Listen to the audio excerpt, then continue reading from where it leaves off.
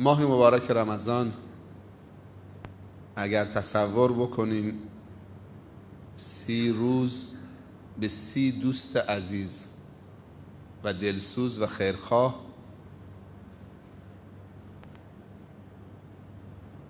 که این دوستای عزیز و خیرخواه و دوست داشتنی و دلسوز یکی بعد از دیگری دارن فوت میکنن. تا الان 20 تاشون فوت کردن. از این 30 دوست دلسوز و خیرخواه که چقدر در فکر دوستانشون هستن که دوستانشون را توانمند بکنن، به فیض برسانن، با برکت بکنن، 10 تای دیگه مونده، شاید هم 9 تای دیگه. آیا معقول و منطقی است که ما بگیم هنوز 9 تا دوست دیگه دارم، حالا این 20 تا که مردن هم بمیرن؟ آیا کسی چنین چیزی گفته؟ نه. دوست خوب اگه 1000 تا هم باشه یکیش بمیره بازم خلایی ایجاد میشه. هیچ کس نمیگه که 1000 تا دوست خوب دارم حالا یکیش بمیره، حتی یکیش. رمضان واقعا دوست خوبه.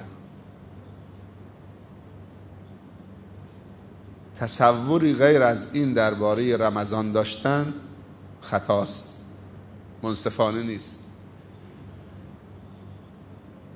خوبی های رمضان رو تو زندگی خودمون و خانوادهمون و فرزندانمون و دوستانمون و همسایگانمون و جامعه اسلامی و انسانی داریم میبینیم. رمضان یک دوست جهانی است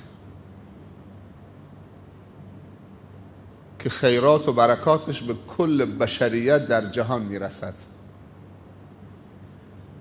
نه تنها به بشریت بلکه به کل مخلوقات.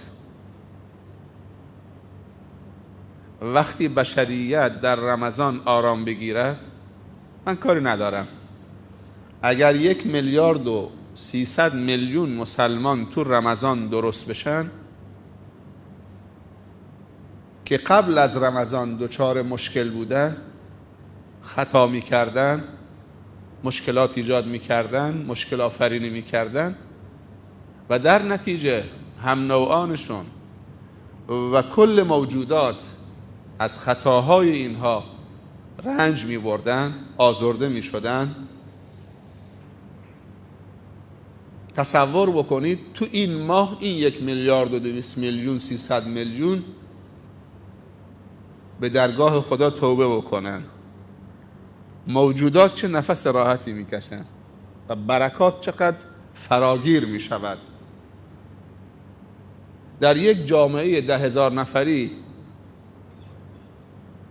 یک مجرم وجود دارد که خواب و راحتی و امنیت و آرامش رو از مردم گرفته. وقتی که این یک نفر توبه میکند، من نمیگم میمیرد، ما خواهان مردن برادران و خواهرانمون که به خطا رفتن در خطا بمیرن راضی نیستیم. خدا نکنه که فرزندان ما با خطا بمیرن، در حال شیطنت بمیرن.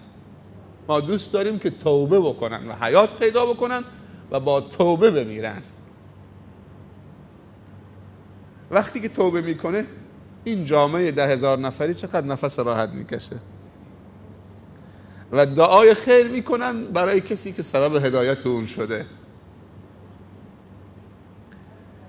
ایمان یعنی راحتی، یعنی امنیت، یعنی آرامش. فلیعبدوا رب هذا البیت الذی اطعمهم من جوع و آمنهم من خوف.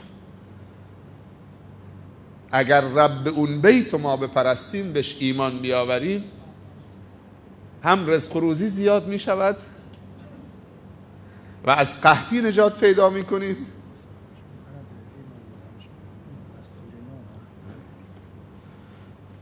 و هم امنیت حاصل می شود.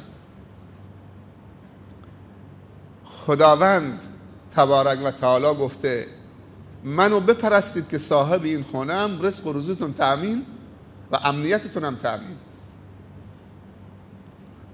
ایمان ثمرات زیادی دارد.